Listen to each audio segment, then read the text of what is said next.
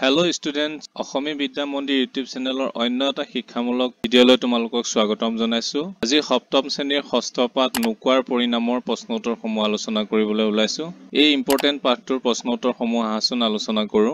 1 number আৰু 2 number তোমালোকে নিজে কৰিব পৰা প্ৰশ্ন, সেই দুটাৰ উত্তৰ তোমালোকে নিজে কৰি লবা। প্ৰশ্ন 3ৰ উত্তৰ কৰিব ওলাইছো। ক হুনমিলি শৈলহতে কিয় বকুল ফুল বুটলিছিল? উত্তৰ বিদ্যালয়ৰ শিক্ষক শিক্ষয়িত্ৰীসকলক গৰম বন্ধ উপলক্ষে অনুষ্ঠিত হোৱা সভাত শ্ৰদ্ধা আৰু সম্ভাষণ জনাবলৈ হুনমিলি শৈলহতে বকুল ফুল বুটলিছিল। প্ৰশ্ন খ চোৱাচোন ফুলবোৰ কিমান সতেজ আৰু জীপাল, কথাষাৰ কোনে কাক কৈছিল? উত্তৰ চোৱাচোন ফুলবোৰ কিমান সতেজ আৰু জীপাল এই কথাষাৰি মালতীয়ে শৈলবালা আৰু হুনমিলিক উদ্দেশ্যি কৈছিল। প্ৰশ্ন গ সাংস্কৃতিক অনুষ্ঠানৰ আৰম্ভণিত কোনটো গীত গাইছিল? উত্তৰ সাংস্কৃতিক অনুষ্ঠানৰ আৰম্ভণিত শ্ৰী শ্ৰী মাধৱদেৱ বিৰচিত তেজৰে কমলাপতি নামৰ বৰগীতটো গাইছিল। প্ৰিয় ছাত্ৰ ছাত্ৰীসকল, পাৰিলে তোমালোকে চেনেলটো ছাবস্ক্ৰাইব কৰি থৈ দিবা। এই চেনেলৰ পৰা তোমালোক বহুত উপকৃত হ'ব পাৰিবা। প্ৰশ্ন ঘ নাচি থাকোতে কোন মূৰ্ছা গৈছিল? উত্তৰ নাচি থাকোতে শৈলবালা মূৰ্ছা গৈছিল। উঙ শৈলবালাই ভুগি থকা বেমাৰটোৰ নাম কি? উত্তৰ শৈলবালাই ভুগি থকা বেমাৰটোৰ নাম হৈছে মৃগী। প্ৰথম চ সময়ৰ টিকনিডাল হেনো আগফালে উৰে, এই বাক্যশাৰী কোনে কি প্ৰসংগত কৈছিল? উত্তৰ এই বাক্যশাৰী হুনমিলিয়ে কৈছিল। হুনমিলি মালতী আৰু শৈলবালাই বিদ্যালয়ত গৰমৰ বন্ধ উপলক্ষে অনুষ্ঠিত হ'বলগীয়া প্ৰীতিমেলত শিক্ষক শিক্ষয়িত্ৰীসকলক শ্ৰদ্ধা আৰু সম্ভাষণ জনাবলৈ বৰপুখুৰীৰ পাৰত থকা বকুলজোপালৈ ফুল বুটলিবলৈ গৈছিল। তিনিও বান্ধৱীয়ে কথা পাতি পাতি ফুল বুটলি থাকোতে সময় কেনেকৈ পাৰ হৈছে গমেই পোৱা নাছিল। সিহঁতে কথাৰ মহলা মাৰি থাকোতে 9 বাজিবৰ হৈছিল। তেনে প্ৰসংগত হুনমিলিয়ে উক্ত কথাষাৰ কৈছিল। প্ৰশ্ন 4 প্ৰসংগ সংগতি দৰ্শাই ব্যাখ্যা কৰা। কুসংস্কাৰ আৰু লোকনিন্দাৰ ভয়ত অনেক লোকে সন্তানৰ বেমাৰ লুকুৱাই ৰাখে, সময়ত ই হয়গৈ সৰ্বনাশৰ মূল। উত্তৰ উক্ত কথাফাকি আমাৰ পাঠত থকা নোকোৱাৰ পৰিণাম নাটিকাখনৰ পৰা উদ্ধৃত কৰা হৈছে। ইয়াৰ দ্বাৰা ইয়াকে বুজাবলৈ খোজা হৈছে যে অন্ধবিশ্বাসৰ ফলত বহুতো লোকে বেমাৰ আজাৰ লুকুৱাই ৰাখে, পাছলৈ এই ৰোগ গুজৰি গজালিৰ দৰে দুৰাৰোগ্য ৰোগত পৰিণত হয় আৰু ইয়াৰ ফল সদায় বিষময় হয়। অৰ্থাৎ বহুতো লোকে কুসংস্কাৰ আৰু লোকনিন্দাৰ ভয়ত নিজৰ সন্তানৰ বেমাৰ লুকুৱাই ৰাখে। বেমাৰ লুকুৱাই ৰখাৰ ফলত ৰোগৰ পৰিসৰ বৃদ্ধি পায় আৰু পাছলৈ চিকিৎসাৰ সময় পাৰ হৈ যায়। অন্ধবিশ্বাসৰ বাবে এতিয়াও বহুতো লোকে আধুনিক চিকিৎসা ব্যৱস্থাৰ কাষ নাচাপে আৰু ইয়াৰ বাবে বহু লোক মৃত্যুমুখত পৰে। সেয়েহে যিকোনো ৰোগ হলে লোকঢাক নকৰাকৈ চিকিৎসকৰ পৰামৰ্শ ল'ব লাগে। অন্ধবিশ্বাস, কুসংস্কাৰ আৰু লোকনিন্দাৰ ভয়ত মানুহে বেমাৰ লুকুৱাই থোৱাৰ ফলত মৃত্যুমুখত পৰে আৰু অমূল্য জীৱন হেৰুৱাবলগীয়া হয়। প্ৰশ্ন 5 মালতীয়ে শৈলবালাক চেণ্ডেল শুঙাবলৈ উদ্যত হওঁতে প্ৰধান শিক্ষয়িত্ৰীয়ে কি বুলি বাধা দিছিল?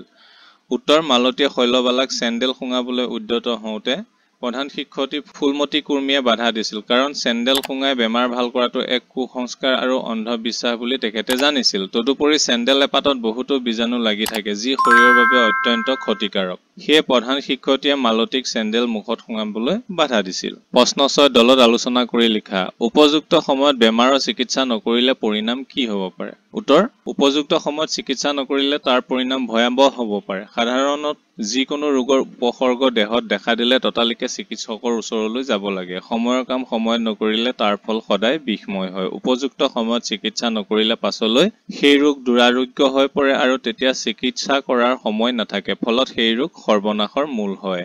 কিছুমান লোকে অজ্ঞতা, অন্ধবিশ্বাস, কুসংস্কাৰ আৰু লোকনিন্দাৰ কাৰণে সময়মতে ৰোগৰ চিকিৎসা নকৰে, ফলত তাৰ ভয়াৱহ পৰিণাম ভোগ কৰে।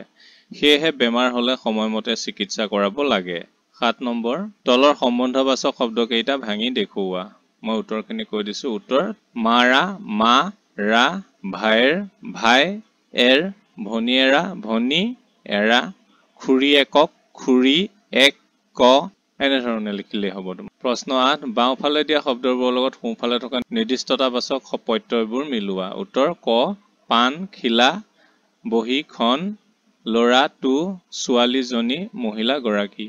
এতিয়া মোষ্ট ইম্পৰ্টেণ্ট অতিৰিক্ত প্ৰশ্ন উত্তৰ শিতানলৈ আহিছো। 1 মালতী শৈলবালা আৰু হুনমিলি কোন শ্ৰেণীৰ ছাত্ৰী? উত্তৰ মালতী শৈলবালা আৰু হুনমিলি সপ্তম শ্ৰেণীৰ ছাত্ৰী। 2 মালতীহঁতৰ বিদ্যালয়ৰ প্ৰধান শিক্ষয়িত্ৰীগৰাকীৰ নাম কি? উত্তৰ মালতীহঁতৰ বিদ্যালয়ৰ প্ৰধান শিক্ষয়িত্ৰীগৰাকীৰ নাম ফুলমতী কুৰ্মী।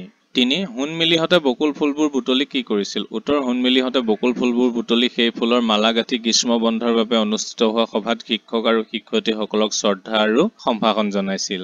প্ৰশ্ন 4 প্ৰধান শিক্ষয়িত্ৰীয়ে ছাত্ৰ-ছাত্ৰীসকলক গৰমৰ বন্ধৰ কালছোৱাৰ কিদৰে সদ্ব্যৱহাৰ কৰিবলৈ উপদেশ দিছিল? উত্তৰ: প্ৰধান শিক্ষয়িত্ৰীয়ে ছাত্ৰ-ছাত্ৰীসকলক গৰম বন্ধৰ কালছোৱাত ঘৰুৱা কাম-বনত মাক-দেউতাকক সহায় কৰিবলৈ কৈছিল।